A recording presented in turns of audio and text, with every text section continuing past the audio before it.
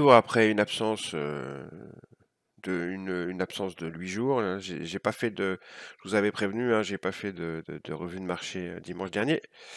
J'étais absent, j'étais parti à Paris pour la semaine. On va faire une petite revue de marché aujourd'hui parce qu'il n'y a pas grand-chose à dire. Ça a été une semaine raccourcie avec Thanksgiving aux États-Unis. Il s'est pas passé grand-chose.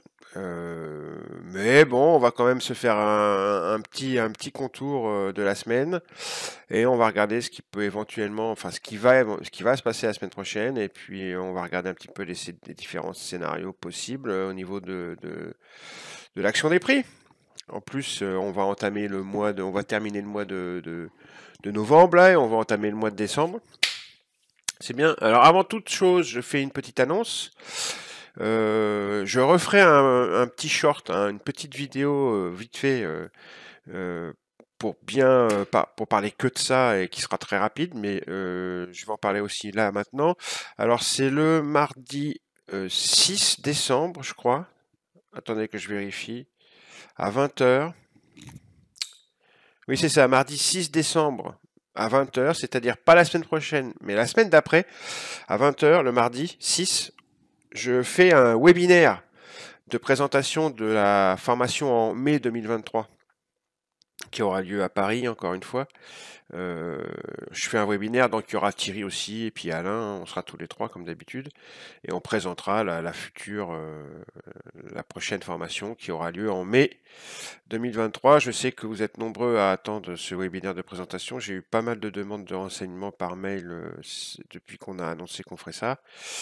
Le webinaire de présentation, on a annoncé la formation en mai, mais on n'a pas encore fait le webinaire de présentation, donc je sais que vous êtes nombreux à l'attendre. Donc, je pense avoir le lien d'inscription à la réunion. Ça sera une réunion Zoom, hein, ça sera un Zoom meeting comme on fait toujours. Je pense avoir le lien très rapidement dans la semaine. Là, Thierry me le passera. Donc, je referai une micro-vidéo pour en reparler et mettre le lien d'inscription à la réunion Zoom en description de la vidéo, en dessous de la vidéo. Vous avez l'habitude, vous savez comment ça marche. Voilà, ça, c'est fait. Basta. Donc, cette semaine de bourse, on va commencer par le petit contexte général. Il n'y a rien eu de formidable. On va faire beaucoup plus rapide que d'habitude parce que vraiment, déjà, je suis en forme, donc ça va aller vite, hein. On va tabasser. Et puis, deuxièmement, il n'y a pas eu grand-chose à dire. Le VIX a continué à se casser la gueule. Donc, la volatilité en berne, je veux dire une volatilité morte, hein. C'était ultra calme. J'ai eu l'occasion, même si j'ai pas eu le temps de trader beaucoup, hein, j'ai eu l'occasion d'observer quelques open qui étaient très calmes. Bon, c'était pas forcément désagréable, hein. Pardon, je vais boire mon petit café. C'était pas forcément désagréable à trader, à part jeudi et vendredi où c'était vraiment très calme. Thanksgiving, évidemment. Lundi, mardi, mercredi, c'était sympa. Mais vraiment, la volatilité, là, on sent que ça baisse de plus en plus. On sent que la trêve des confiseurs, si je dis pas de bêtises, c'est la trêve des confiseurs, arrive à grands pas après le rallye de fin d'année, qui est entamé depuis déjà un bon moment et qui est en train de s'essouffler, quoi. Hein. Et la fameuse trêve des confiseurs, c'est-à-dire la fin d'année où ça va être mortel, hein. Et puis il y aura reprise en janvier, quoi. On sent que ça arrive à grands pas. On sent que voilà, ça y est, les comptes sont faits. On sent que les gros institutionnels, tout ça, leur année est faite ou pas d'ailleurs, parce que quand on voit les performances de certains gros fonds, les performances de certains, de quasiment tous les hedge funds, tout c'est négatif, c'est une catastrophe. Bref, mais en tous les cas, l'année est faite. Mauvaise ou bonne, elle est faite. Et un VIX, donc, qui se cassouille la bidounette tranquillement. On a un peu de call ratio qui a fait un creux, en milieu, en fin de semaine, et qui s'est repris. Donc bon. Donc du coup, on revient exactement au même niveau que pendant tout le mois de novembre, ce qui nous donne, euh, bon, vous avez des indices, voilà, le SP500 qui n'ont pas tellement bougé, voilà, une semaine très calme, très calme. Le Nasdaq encore plus calme, il retombe dans ses vieux travers, c'est toujours lui le plus calme. Allez. Et le Russell, lui, bah, pas mal, il s'est bien repris, mais il est resté quand même ultra tranquille, quoi. C'est le mini-Do, hein, le Dow Jones qui est assez surprenant. Je vais essayer de vous retrouver quelque chose. Si je retrouve ça sur mon bordel environnant, là. Ah oui, c'est ça. Allez, hop. Voilà. Regardez. On a le Dow Jones, je trouve, hein, il a fait 1,78. C'est la plus grosse performance parce que le SP a fait 1,53, le Nasdaq 0,72 aux États-Unis. Après, en Europe, voilà, c'est l'Eurostoxx et le CAC. Et le FTSE, enfin le FTSE ne fait plus partie de l'Europe, c'est le Royaume-Uni, mais voilà, euh, c'est l'Eurostoxx donc et le CAC 40 les deux plus forts. Après bon, le Nikkei est pas mal aussi en Asie, mais le reste c'est catastrophique. Et on va en parler de l'Asie, hein, qu'est-ce qui se passe? Ça reparle du Covid là-bas, c'est un petit peu inquiétant. Et puis tout le reste ça a été en berne, hein, en berne, en berne.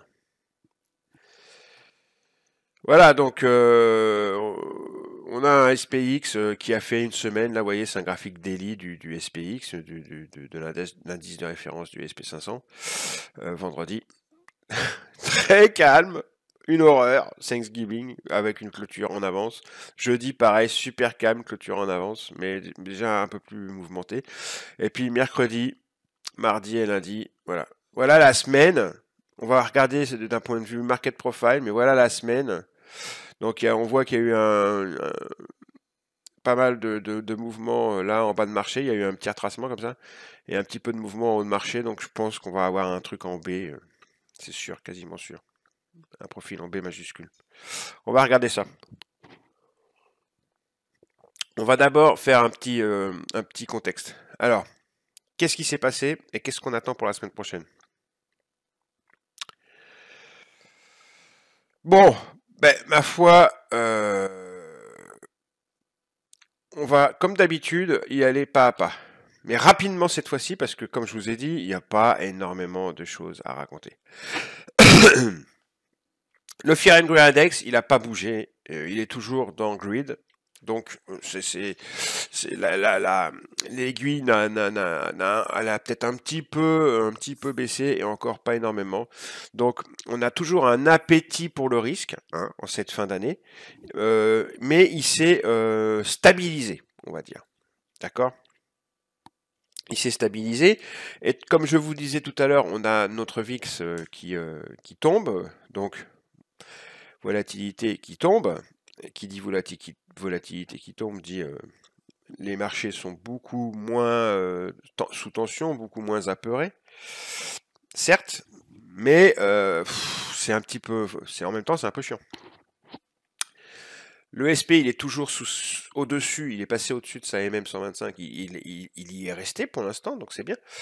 On a les New 52 Week High and Low, le net, hein, qui s'est stabilisé. Enfin voilà, c'est une semaine de stabilisation à tous les niveaux.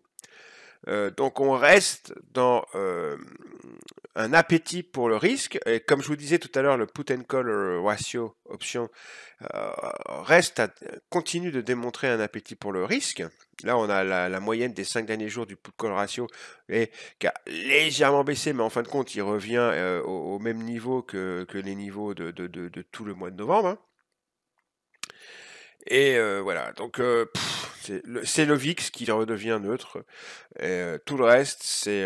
Alors, il y a un des indices du Fear and Greed Index qui redevient, qui remonte de la peur, c'est le junk bond, la junk bond demande. Celui-ci repasse en rouge. C'est-à-dire que ce junk bond demande, voyez, je vous l'ai traduit pour que ce soit plus clair. L'indice Fear and Greed utilise la demande d'obligation de junk bond hein, comme un signal de cubilité.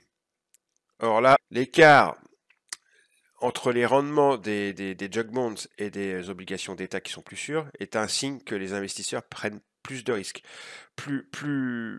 Un écart plus large, ça va montrer plus de prudence. Or là, on a plutôt un signe que les marchés recommencent à devenir plus frileux. D'accord? C'est le seul qui commence à se retourner.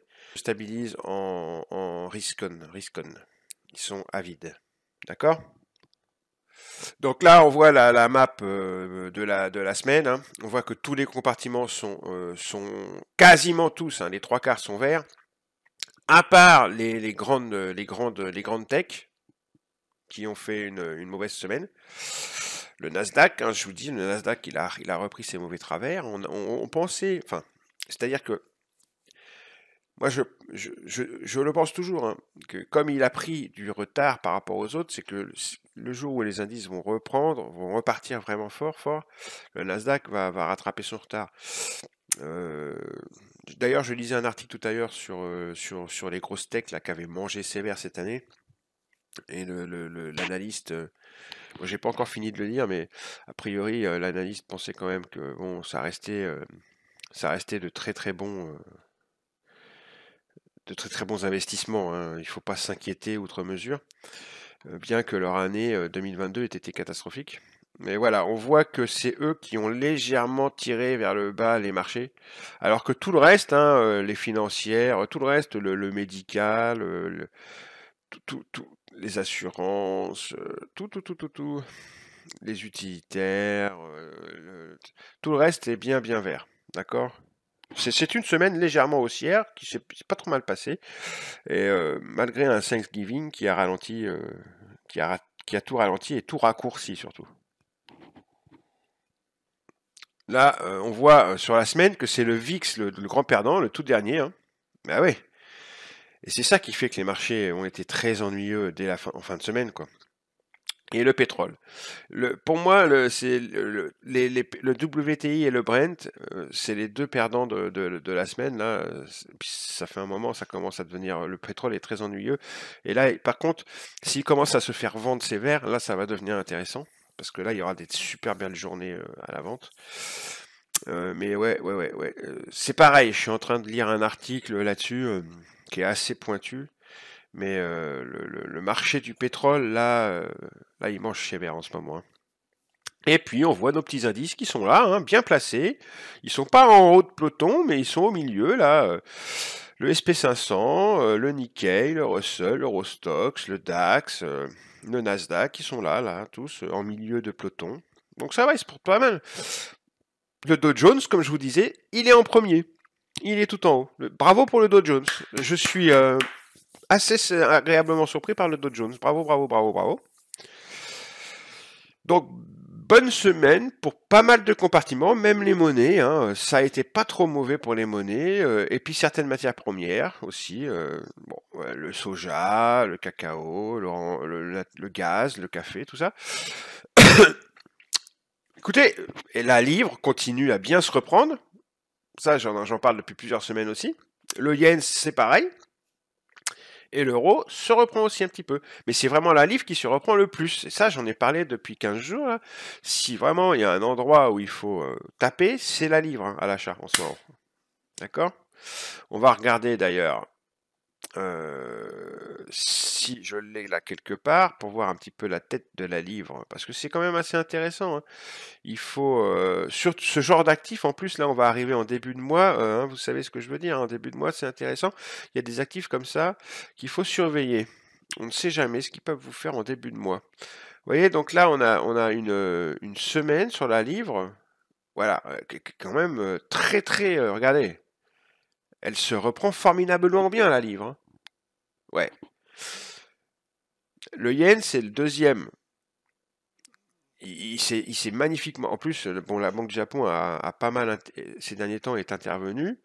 Là, ils ont pas fait d'intervention sur les marchés, mais on a eu une belle mèche acheteuse sur la semaine et l'euro.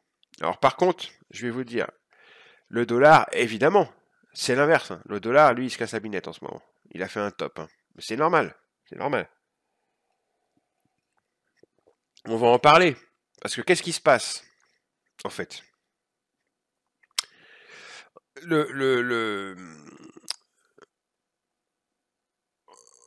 Tiens, regardez, je vous montre. Ça, je vous l'ai déjà montré. La vue macro. Si on lit ce petit article, par exemple, les perspectives d'inflation restent déterminantes. C'est ça qui lead encore les marchés, hein.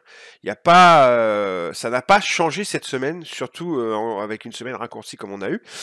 Ça a été une semaine de vacances, donc raccourcie aux États-Unis avec des données limitées.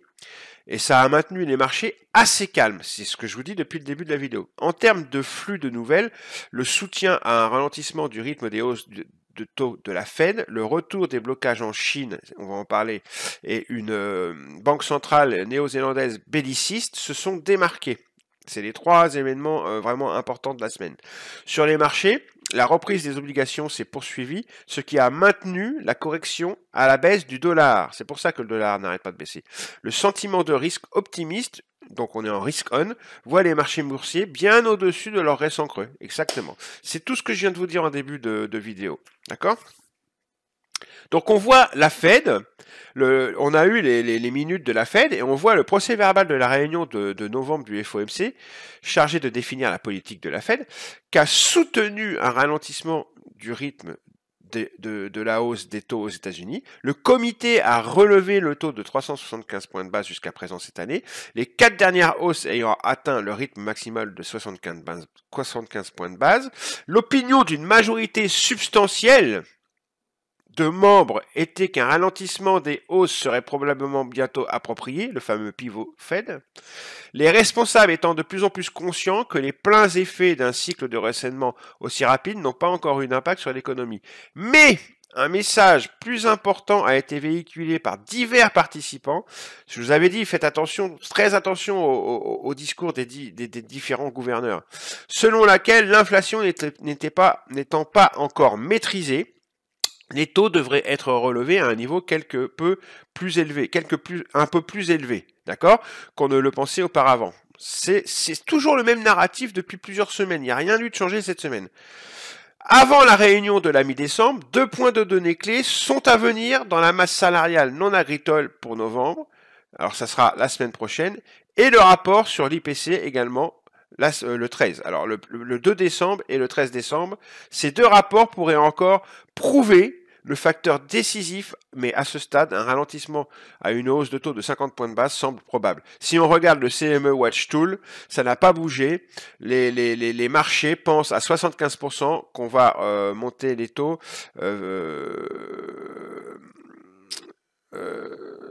pour le prochain Fed Meeting du 14 décembre, que le current target rate est compris entre 3,75 et qui a 75% de chances qu'on monte à 4,25, 4,50 et 24% qu'on monte à 4,50, 4,75. Donc ça n'a pas changé depuis la dernière réunion.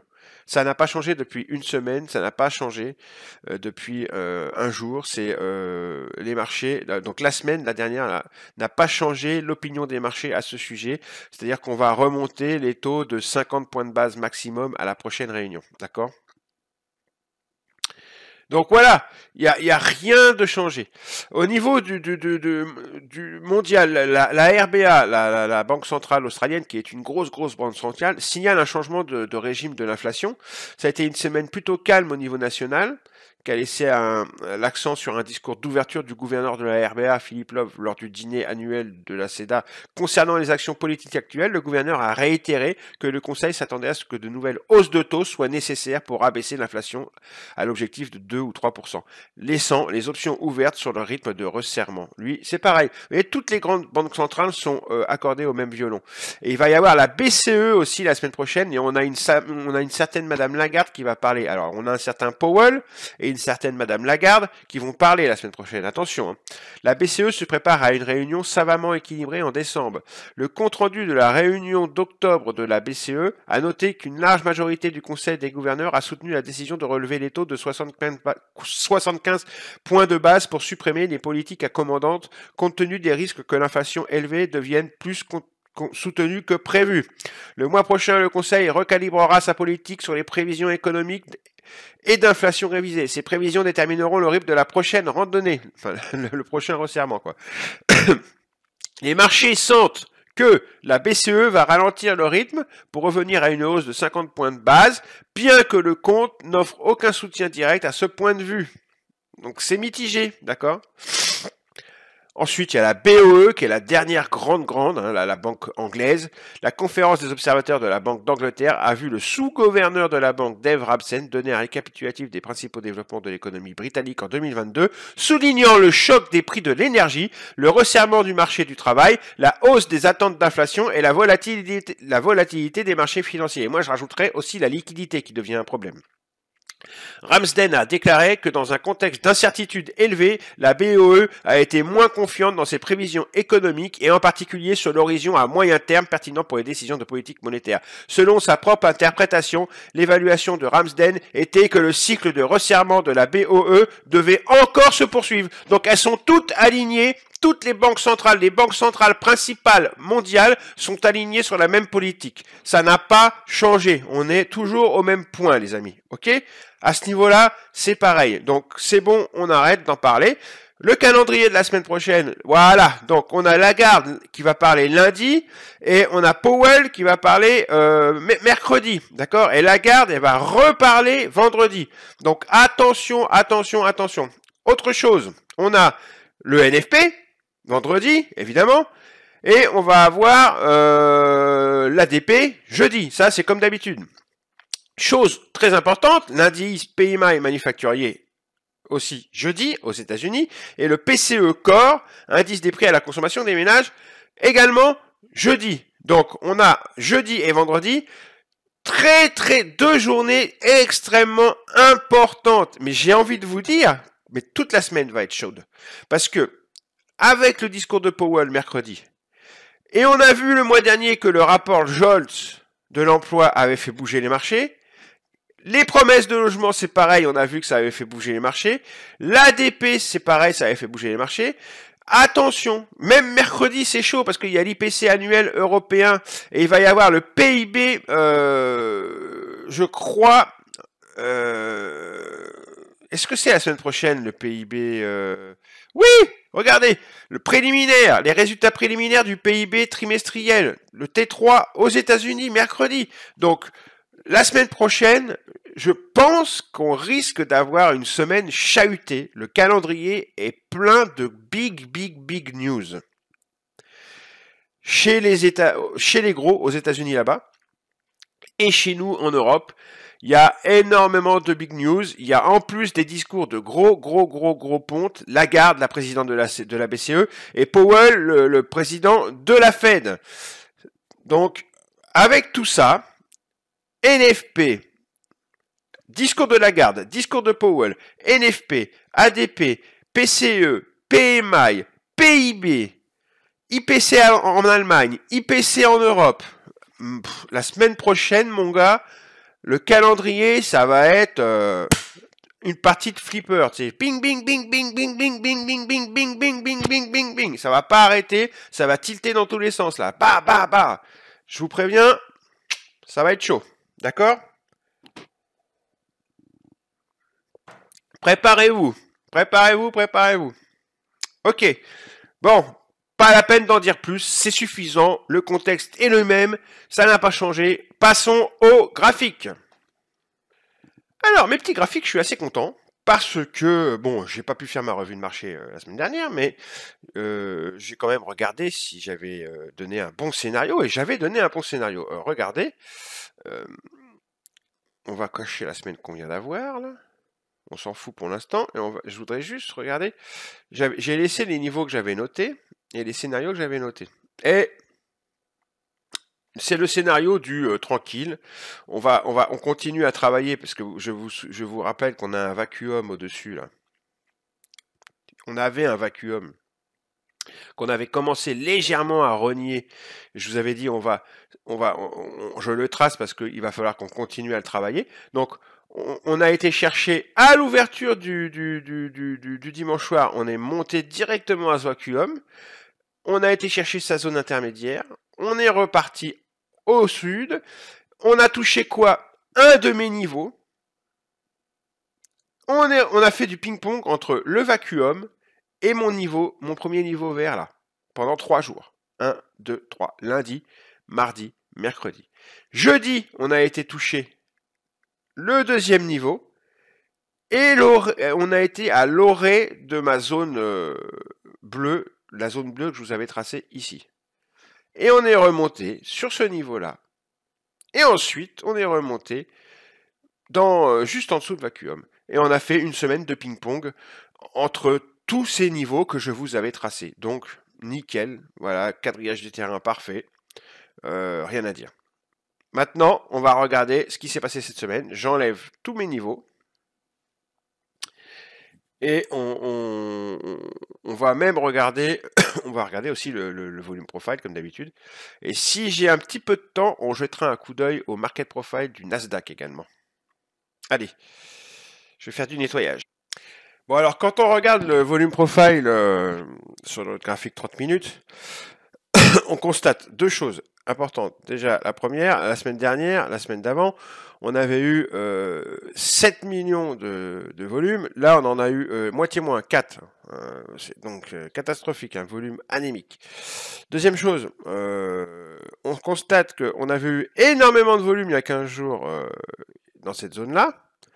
Et que cette semaine, c'est la zone qu'on s'est appliqué à éviter. Bah oui, parce que ça avait déjà été travaillé énormément. Là. Donc en fait, ce qu'on a fait, c'est que on est venu, vous voyez, il y a le POC de la semaine il y a 15 jours qui était là. On a ouvert au niveau de ce POC, on a accumulé un petit peu en dessous et on a repris ce POC, on est venu le retester et après c'est parti au nord. Et en fait, on a fait une deuxième balance ici. Et c'est pour ça qu'on a cette semaine un profil surtout en B, voilà, avec le POC ici, en haut. C'est logique. On a accumulé une position acheteuse en bas. Et on est monté en haut, et après on a stagné en haut, il se passait plus rien, il n'y avait pas assez de news, pas assez de fuel. Et c'est tout. Et tout ça dans des volumes anémiques. On a fait une semaine dans la semaine. C'était une inside week. On a eu la grande semaine la semaine dernière, il y a 15 jours. Et cette semaine, on est resté à l'intérieur. Donc on est vraiment dans une petite accumulation et ici d'énergie, en haut et en bas. Et donc il faudra surveiller. Première chose qu'on surveillera, c'est les hauts de la semaine d'il y a 15 jours et les bas. Parce que si ça break dans un sens ou dans un autre, et s'il y a de la conviction, et de la direction, et du volume, ça peut faire très mal, puisqu'il y a des stops. D'accord? Donc on va surveiller une cassure à la hausse ou une cassure à la baisse. Ça va être l'un des deux. Il y a deux énergies très très fortes qui ont été accumulées. Alors moi je pense que ça serait plutôt à la hausse, mais avec le calendrier des news qu'on a, il faut être prêt à tout les amis. Être prêt à tout, d'accord? De toute façon, je vous le répète, qu'est-ce qui dicte les prix des indices en ce moment? C'est le narratif sur l'inflation et le narratif sur les taux. Et tout ce qui va autour, tous les petits satellites autour, l'emploi, l'immobilier, tout ça. Mais ça reste toujours le même narratif, le narratif sur les taux. D'accord? Donc, en termes de volume profile, on est en plus... si on n'est pas allé plus haut, c'est pas pour rien, c'est parce que en fait, on est rentré dans un creux de volume. Hein. Il y a déjà il y a une semaine hein, à peu près. On est entré dans ce grand creux où il y a un grand pic ici qui est ma target depuis 15 jours, 3 semaines, 4150, je les attends. D'accord? Et petit à petit, on y va. Bon, la semaine dernière, il n'y a pas eu assez de fuel pour aller très très haut. La semaine prochaine, on pourrait casser l'inside week qu'on a fait et le profil par an hebdomadaire qu'on a fait et enfin aller au 4150 dans un dernier élan de rallye haussier de fin d'année avant la trêve. D'accord? Premier scénario. Deuxième scénario, on réintègre la zone de valeur de la semaine dernière et la grosse zone de valeur de il y a 15 jours. On réintègre à l'intérieur et on s'amuse à l'intérieur toute la semaine. Et on retourne tranquillement en bas on retourne tranquillement au niveau du POC hebdomadaire. On va resserrer tout en bas. Et on fait du business toute la semaine à l'intérieur de ces deux profils, le profil par an et le petit profil à l'intérieur de la semaine dernière. On continue à travailler là-dedans parce qu'il n'y a pas de fuel, mais ça m'étonnerait parce que le calendrier va offrir du fuel la semaine prochaine. Donc ça va, à mon avis, être une semaine directionnelle. À la hausse ou à la baisse, je ne sais pas encore. Je supputerais qu'on irait taper les 4150. J'en suis pas certain. Ça va dépendre du narratif, de la garde, de Powell, de tout ça, et des news. Mais de toute façon, je pense que ça va être une semaine directionnelle. Si ils ont, il y a cette semaine-là, et puis ensuite il y aura la semaine d'après avec le FOMC. C'est les 2 semaines importantes, quoi. Là, la semaine prochaine, c'est la dernière semaine où on va avoir des news importantes avant le dernier FOMC de l'année. Donc, elle va bouger cette semaine. Et puis celle d'après avec le FOMC aussi. Donc là, on va avoir 2 semaines à la suite qui, je pense, vont faire bouger les marchés. Mon premier scénario, c'est alors, peut-être qu'avant de casser Nord et d'aller vers les 4150, on va aller d'abord chercher un point, on va aller chercher des acheteurs un petit peu avant, d'accord? Et après, on va y aller, d'accord? Jeudi, vendredi, par exemple, mercredi soir, jeudi, vendredi. Ou alors, on va chercher ces acheteurs dimanche soir, lundi, mardi, On est déçu parce qu'on entend avec Powell, on est déçu par les chiffres de l'emploi et tout ça, et on continue à drifter sud, et on continue donc à travailler à l'intérieur de cette semaine, et on rejoint le bas de la semaine dernière, et on peut essayer même on tergiverse comme ça autour du POC de la semaine d'il y a 15 jours. On est en bas de semaine dernière, on est autour du POC de la semaine d'il y a 15 jours, on tergiverse, on essaye d'aller chercher les bas ici, mais on n'y arrive pas, il n'y a pas assez de fuel, on revient mourir ici vendredi soir à l'intérieur de ce profil par an d'il y a 15 jours. Troisième scénario, on fait ça. En fait, le troisième scénario, c'est le 2 bis. C'est tadadidada, on drift, on tergiverse. On revient un petit peu mourir là, mais les nouvelles sont tellement mauvaises qu'on arrive à casser et on rejoint ce pic là à 3009. Ici, on est à 3880 même, ce gros pic. On retourne au gros pic ici. Donc soit on va aller au gros pic ici à 4150, soit on va aller au gros pic ici à 3880. Soit on reste tranquillement là-dedans et on attend le FOMC dans 15 jours. Voilà les 3 scénarios que je vois, moi.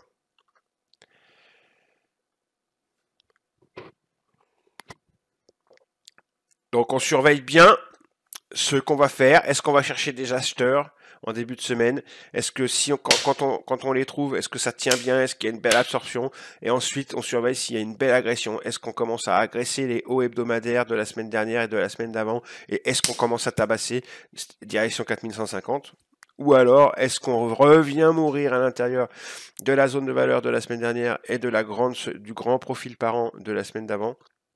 Et qu'on drift légèrement, on retourne vers le POC hebdomadaire, on drift légèrement sud, et on reprend un petit peu en fin de semaine et on revient mourir au milieu de et on attend le FOMC la semaine prochaine. pour faire quelque chose de vraiment impressionnant. Ou alors, les news sont vraiment très en dehors de ce qu'on attendait et bizarre et décevantes. Et on casse sud très fort et on va à 3880. C'est les trois scénarios. On va regarder le market profile hebdomadaire. Donc voilà le market profile hebdomadaire. Alors voilà ce qu'on a fait cette semaine. On a fait un espèce de profil en triple boucle. Il y a une boucle, une deuxième et une troisième. Alors, je vais resserrer quand même un petit peu plus. Ça va être plus sympa.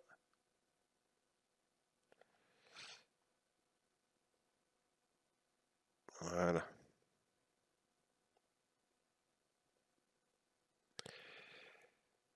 On va se regarder aussi le mensuel.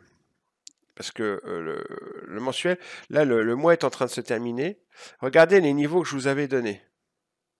Regardez les niveaux que je vous avais donnés en mensuel. Juste pour... ils sont encore bons, hein, je les laisse tracer. Mais regardez le ping-pong qu'on a fait entre ces niveaux. La semaine dernière, notamment, on est venu prendre appui. Là, c'est vendredi, jeudi, mercredi, mardi, lundi. Lundi, on a pris appui dessus. Mardi aussi, avant de monter en haut. D'accord? Regardez mes niveaux. Et quand on arrive sur le niveau du dessus, ça tergiverse, il y a du scalp. Et quand on arrive sur ce niveau-là, c'est pareil, ça tergiverse. Et regarde, on prend appui dessus là avant de monter. Vous avez mes niveaux en mensuel, là, ils sont tout à fait valables encore. Hein. Et il y a ceux qui sont au-dessus là, qui sont tout à fait valables, vers 4150. Ok? Donc continuez à les prendre en compte ces niveaux-là parce qu'ils sont très importants. Je vous fais un zoom. Hop. Ouais. C'est les niveaux entre 3950, 3960, 3970, 3980, autour de 4000. Donc là, 4050, les hauts hebdomadaires. Et plus haut, 4140, 4150, 4170, 4175. D'accord?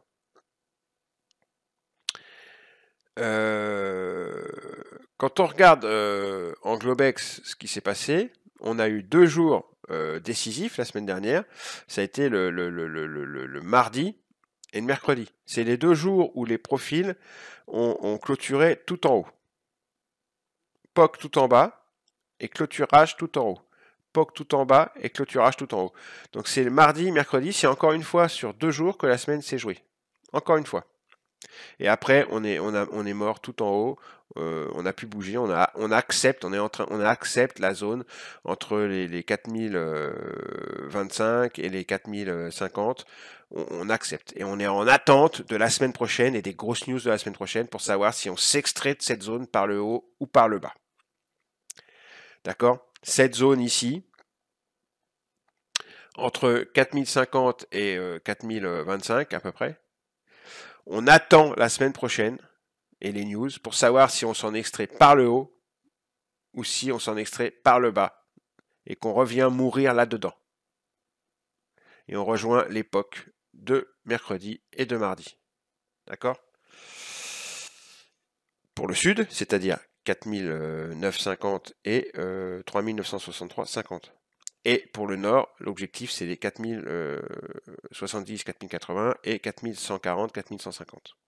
Comme je le disais auparavant.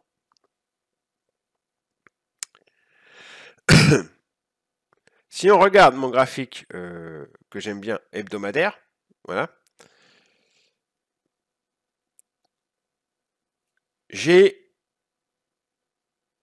quand je regarde, encore un tout petit bout de vacuum. Alors on va le tracer au nord. J'ai encore ce tout petit bout de vacuum à aller travailler. On a presque fini de le travailler, ce vide que le marché n'aime pas. Je vous rappelle qu'au début, il était grand jusqu'ici. D'accord? Mais ça y est, c'est fini. On a presque fini de le travailler. Il ne reste plus que ça.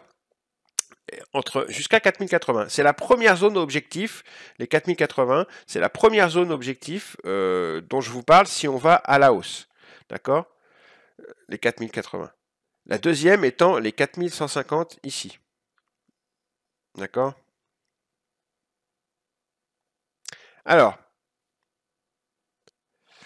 en dehors de ça, qu'est-ce qu'on a d'important?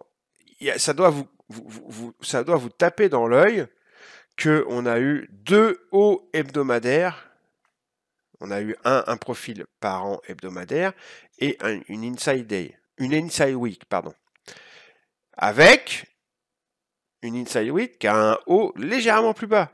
Donc, vraiment pas beaucoup plus. Donc, on peut tracer un niveau ici sur les hauts hebdomadaires à 4000, on est vers 4050 et entre 4050 et 4049 et 4050. Quoi. Ici, là, j'ai mis 2 traits. C'est la première zone que dimanche ou en début de semaine prochaine, il faudra dépasser si on veut aller au nord. Première zone. Ok. Ensuite, on va se noter, mais vraiment, surtout c'est celui-là. Les bulles, c'est la bulle du bas, là, surtout. Celle-ci.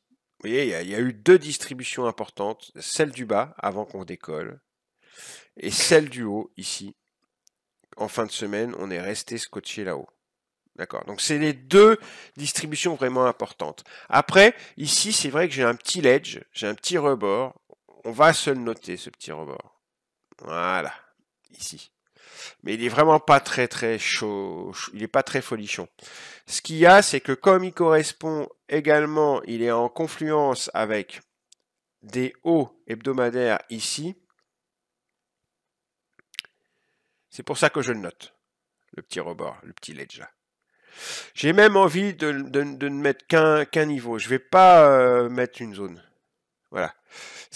Le rebord qui est ici correspond exactement au haut hebdomadaire de la semaine du 30 octobre. Ici. Donc, je vais faire apparaître les niveaux. Par contre, vous ne les voyez pas. Price. Tac. Donc voilà, vous voyez, c'est 4010. D'accord? Et ici, c'est 4049,25.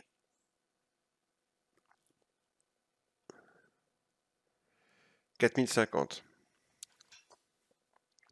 Bon, pour la grosse distribution, c'est entre 4027 et 4049, hein, à peu près.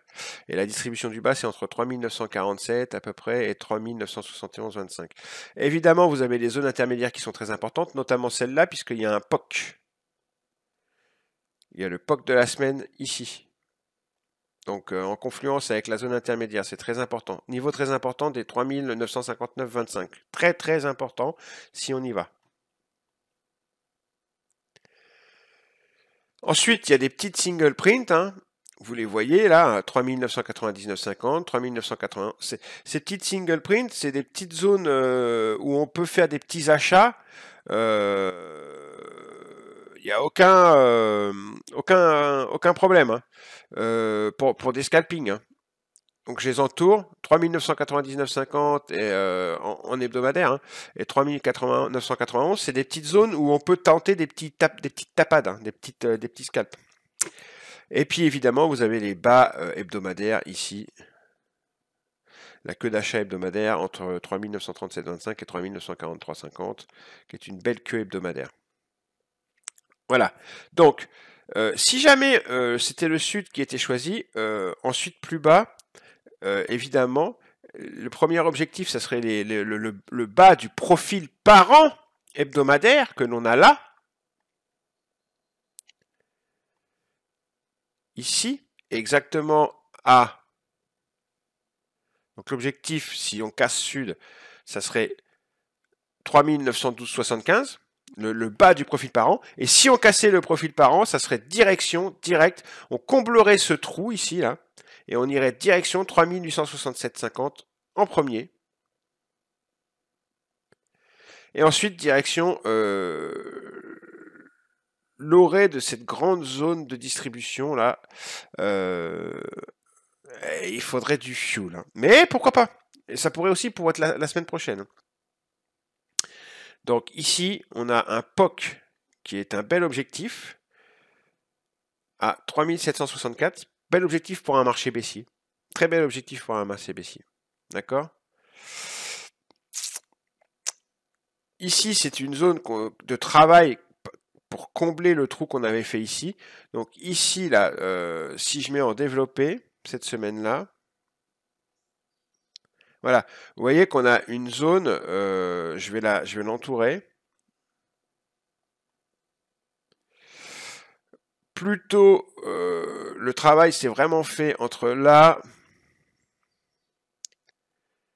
et le POC, hein. On va remettre normal maintenant. Et voir si... Oui, voilà, c'est ça. Donc là, j'ai une belle zone aussi, avec la zone intermédiaire, le haut, le bas, et le POC qui correspond à la zone du bas. À surveiller si on va au sud. Et bien entendu, les bas. Mais là, ça fait vraiment loin, mais pourquoi pas, hein, pendant 15 jours. Les bas ici, qui correspondent également au bas de cette semaine-là, vers les 3739 environ. Bon, on va pas aller plus bas. Maintenant, on va regarder le nord. Maintenant, on va regarder le nord. Donc, pour le sud, c'est ça. Pour l'inside day, l'inside week, pardon, si on travaille dans la semaine, c'est ça aussi, hein. Vous avez mon quadrillage, vous avez tous les niveaux là. Tous les niveaux importants, si on je vais tracer les scénarios après, mais vous avez les niveaux à l'intérieur de la semaine. Et ensuite, vous avez les niveaux au sud. D'accord? Ils sont notés. Des niveaux d'intervention où vous pouvez faire des beaux scalps. Voilà. Tout est noté. OK? Vous ferez pause et vous regarderez. Vous avez tous mes niveaux là, en hebdomadaire. Et si vous êtes patient, vous attendez ces zones suffisant pour faire une bonne semaine, hein. Ensuite, si on va au nord, alors on va faire les scénarios. Alors, on va prendre une flèche. On a clôturé ici. Donc, dimanche soir, on va réouvrir à peu près ici. Ou alors en petit gap up, ou alors en petit gap down, on verra. Soit on va chercher des acheteurs, par exemple en bas là de cette zone, ou un petit peu plus bas, lundi, mardi, jusqu'ici, vers les 4010 là. En extension, 4000, 3999, 4000. Et mercredi, avec les discours de Powell, les premières grosses news qui tombent, on commence à remonter. Et on réattaque les hauts hebdomadaires. Il y a deux hauts, celui de la semaine là et la semaine dernière. On les attaque. On arrive à s'en affranchir. On les reteste. Ah, mais pourquoi ça me fait ça? J'arrive pas à... Ah zut, c'est parce que... Ouais, je suis embêté. Alors, attendez.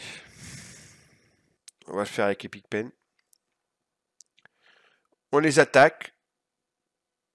On les reteste. On prend appui et hop, on va à 4080.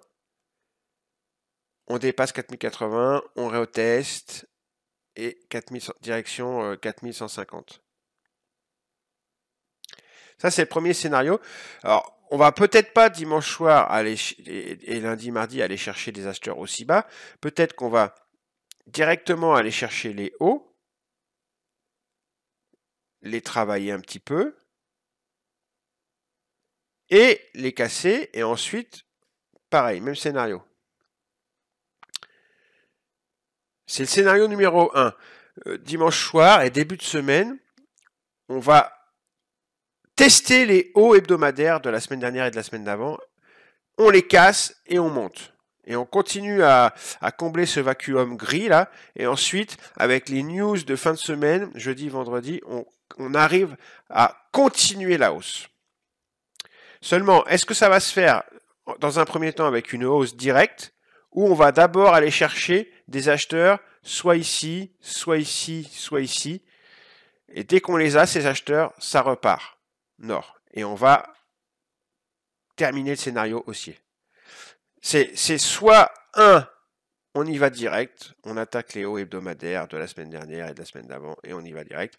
Soit 2, on va chercher des acheteurs pas trop loin, vers 4025, 27, ou on va aller chercher un petit peu plus loin, vers 4010, ou un tout petit peu plus loin encore, vers 4000, et après on y va pour le nord. C'est les trois, c'est le scénario 1 bis, 1 bis bis, d'accord? Comme je vous disais, c'est tout à fait possible que on ouvre, mais que les hauts hebdomadaires ne passent pas, on les rejette, on continue à travailler un petit peu là-dedans en début de semaine, on rejoint le niveau des 4010, mardi, mercredi, les news continuent à ne pas trop nous plaire, et on continue, on va de niveau en niveau, avec des petites réactions sur les niveaux à chaque fois, mais en tous les cas, ça continue à baisser.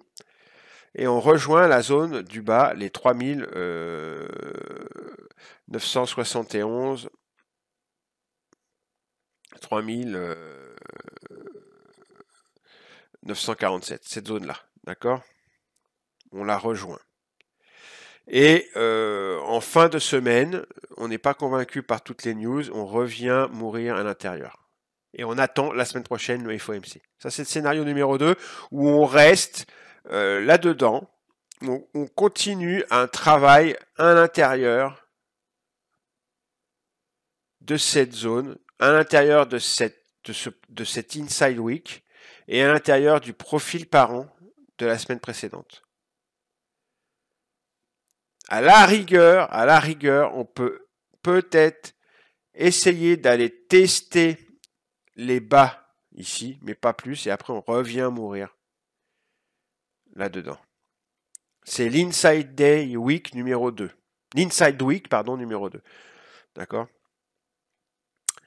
Imaginez par exemple dans les creux qui sont là, on fait de la distribution, et donc on aurait un profil comme ça, un peu comme ça, en B, comme ça, un peu bâtard, qui se produirait à l'intérieur ici. Où on ferait beaucoup de distribution ici pour clôturer ce trou, et beaucoup de distribution ici pour clôturer ce trou. Et ça ferait une grosse boucle en haut, une petite boucle en bas, et on resterait là-dedans, et on attendrait le FOMC la semaine prochaine. Et en fonction des news, on va jouer au flipper. La semaine, ça va être du flipper dans la zone, avec tous les niveaux que je vous ai mis. Donc on fait du flipper dans ces niveaux-là. D'accord? Ding, ding, ding, ding, ding, ding, ding, ding. Et le scénario numéro 3, c'est celui où le scénario 2 finit mal. À cause des news. Et où on casse et les bas de la semaine dernière, et les bas du profil par an, et où on se dirige vers 3880. Scénario 1, 4080, 4150. Scénario 2, 4880. Scénario 3, pardon, 4880. Scénario 2, on reste entre 3900... 3910, 3937 ici, et les hauts vers 4050 là. On reste là-dedans, dans une zone de 100 points là, 3940, 4050, on reste là-dedans quoi. Ok. Voilà moi ce que je vois. On verra bien. Du coup, je vais enlever ces flèches là.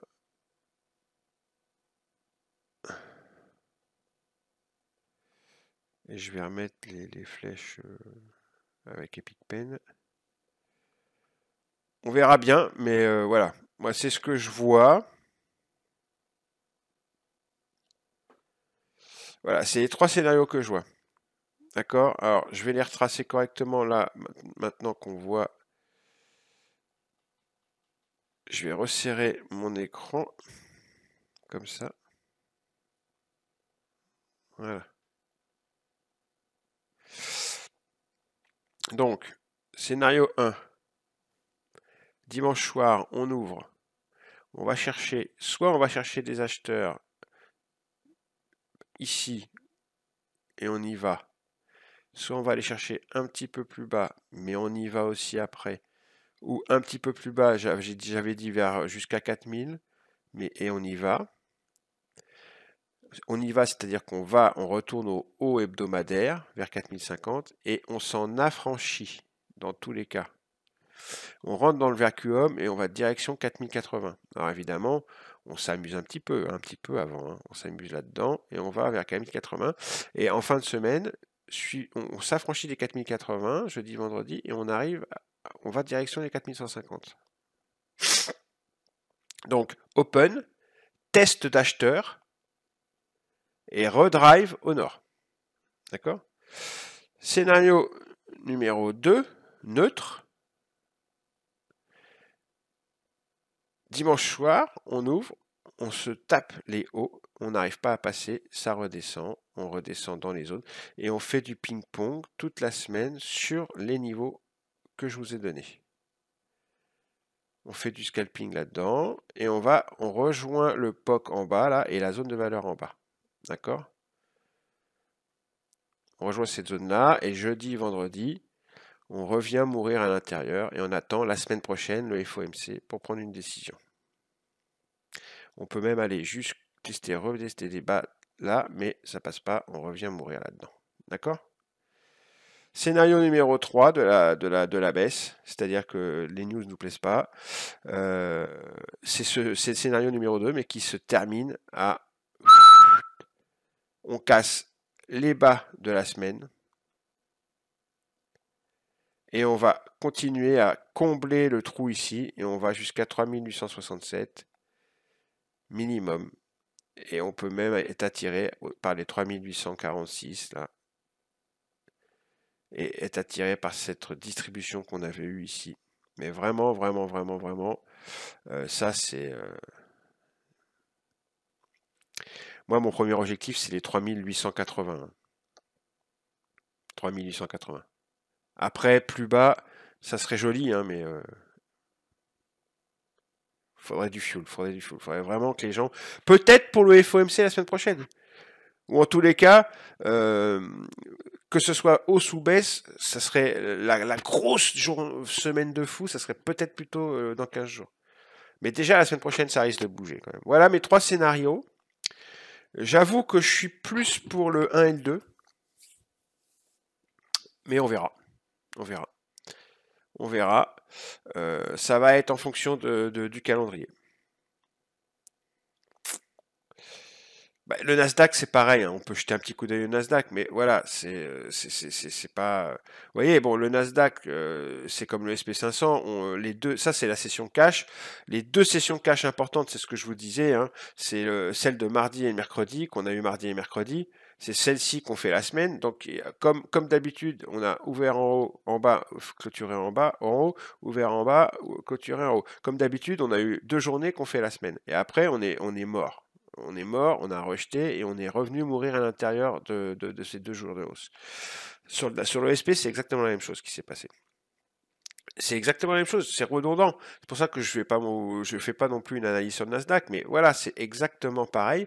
On a une inside week dans un gros profil par an. Bon, par contre, comme le Nasdaq, il est beaucoup plus faible, il n'a pas été jusqu'au haut de la semaine dernière, il s'est arrêté avant. Donc évidemment, les niveaux sont pas tout à fait les mêmes. On a les hauts et les bas de la semaine. Donc pour le SP, le Nasdaq, ce qui est important, c'est les hauts et les bas de l'Inside Week, ici et ici. Donc vous avez ça entre 11 945 ici et 11 000... on va dire que c'est 11 500... allez, à peu près 11 530 les bas hebdomadaires, là, d'accord? Vous avez un magnifique POC à 11 612 ici, qui est un niveau très important sur le Nasdaq. Vous avez le mid plus un rebord ici vers les 11 000 et l'open de la semaine vers les 11 714. Et puis voilà. Ensuite, si on regarde bien, on a la zone de valeur hebdomadaire de la semaine précédente qui est ici, qui est plutôt pas mal et qui était en confluence avec cet endroit-là, qui est aux alentours des 11 714. Et la zone de valeur haute est en confluence avec les hauts hebdomadaires en haut vers 11 945. Donc on a vraiment ici sur le Nasdaq deux endroits. Je vais écarter pour mieux vous les montrer. On va les noter avec Sierra pour que ça reste ancré. Donc la zone de valeur est très importante parce que en plus de ça, on a une zone d'achat ici, c'est l'open, le mid et un rebord qui correspond avec le bas de la zone là. Notez bien les chiffres. Vous avez ici le POC hebdomadaire vers 11 612. Hop. Et vous avez ici les bas de la semaine, hop, qui correspondent au bas de la semaine d'avant, vers 11 527. Donc là, vous avez vraiment des beaux niveaux sur le Nasdaq.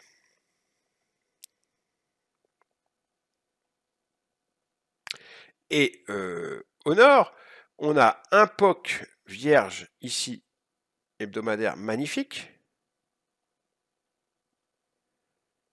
qui correspond à peu de choses près au haut hebdomadaire de la semaine dernière. Donc ça, c'est quand même plutôt pas mal. Une confluence comme ça. Et en plus de ça, le haut de la zone de valeur de la semaine précédente n'est pas loin. Tout ça, c'est vers les 916, 928, 930. Ok ? Plus haut, on a évidemment les hauts de la semaine du profil par an, qui sont ici vers 12 116. Voilà, les scénarios sont les mêmes que sur le SP, mais les niveaux sont un petit peu différents. Et vous avez un vacuum en bas qui peut être venu, si jamais on choisit la baisse, on va venir retravailler. Et ici, on a un bel objectif vers 11 238. Et le second objectif, évidemment, c'est le POC hebdomadaire qu'on a là, à 10 872. Et puis au nord, bah voilà, vous voyez bien qu'au nord, c'est pareil, on a du vacuum ici, on a des single print. Voilà, tout ça là, tac, c'est pas d'époque, pardon, je vais mettre la zone comme il faut, on va la mettre. Tout ça là, c'est une zone qui n'a pas encore été retravaillée et qui risque de l'être très rapidement. C'est un gros creux, c'est l'objectif sur le Nasdaq. Ça peut aller très vite si on y va.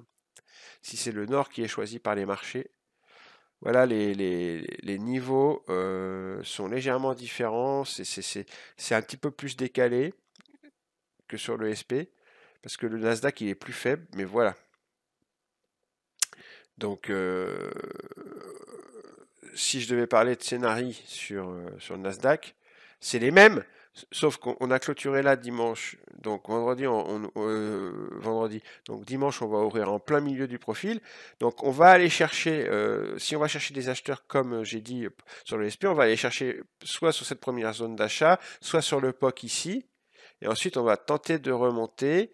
Et il va falloir que le Nasdaq il ait de la force pour s'affranchir des 11 920 là, et aller attaquer les hauts hebdomadaires et aller attaquer les hauts du profil par an à 12 129. Et là seulement là, s'il y a le fuel grâce au calendrier, on pourra aller chercher le vacuum à partir de 12 244. D'accord, ça c'est le scénario de la hausse sur le SP500 aussi.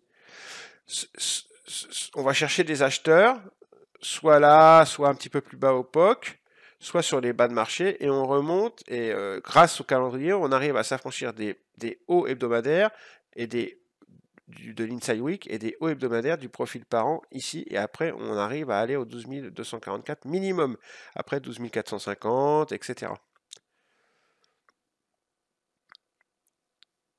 Scénario numéro 2, pareil, c'est la même chose. On ouvre et il se passe pas grand chose pendant notre semaine. On ouvre, on va chercher les hauts, il rejette, on redescend et on travaille dans mes niveaux. On va rechercher le POC, on essaye de tester les bas, ça marche pas, on revient tester les niveaux et on revient mourir ici et on n'a rien fait. Et on peut même essayer d'aller chercher ces hauts là, mais il rejette et c'est exactement pareil, mais on va remourir. On reste là-dedans, on reste dans le profil par an et au pire, on pourrait même rester dans le profil inside. Pire, ça sera encore pire, encore plus embêtant. Vraiment, on se ferait chier. Mais voilà, je pense qu'au moins on pourrait étendre jusque là, mais ça rejetterait, on retomberait. Et ensuite, au sud, on pourrait rejeter les bas ici et revenir mourir au milieu. Et on attendrait la semaine prochaine. Et le scénario de la baisse, eh ben, les bas hebdomadaires ne tiennent pas. Et donc, on casse et on va direct à 11 240 là. Minimum. Minimum. Voilà! Allez, c'est bon, 1 heure, ça suffit. Ciao, bisous, ciao bello.